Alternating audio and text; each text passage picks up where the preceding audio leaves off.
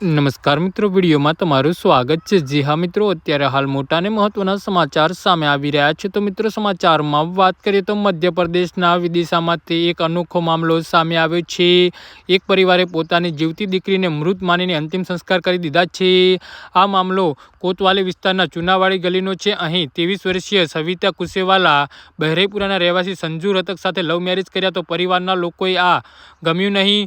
હકીકતમાં આ યુવતીનો ભાઈ સૌરભ કુશવા અને સંજુ રતક બંને મિત્રો હતા।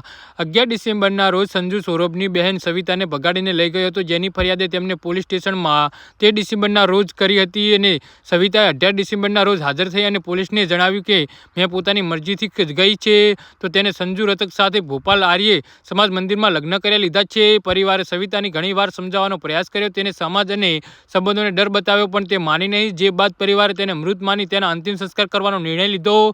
પરિવારે માતમ મનાવ્યો અને સવિતાના પુતળા સાથે અર્થી પર લગાવી અંતિમ સંસ્કાર કર્યા। ઘરથી લઈ સ્મશાન ઘાટ સુધી અંતિમ યાત્રા કાઢી હતી। સ્મશાન ઘાટમાં વિધિ વિધાન સાથે અંતિમ સંસ્કાર કર્યા અને સવિતાને ભાઈ રાજેશ કુશવાએ મૂંગાગની આપી અને પરિવારનું કહેવું છે કે આ તેઓ જીવતી દીકરીનું 12મું પણ કરી ગંગા નદીમાં પીડદાન કરશે। જી હા મિત્રો, તો આના વિશે તમારું શું કહેવું છે તો નીચે મારી કમેન્ટ બોક્સમાં જરૂરથી જણાવજો અને અમારી યુટ્યુબ ચેનલને સબસ્ક્રાઈબ કરવાની ભૂલતા નહીં। ધન્યવાદ।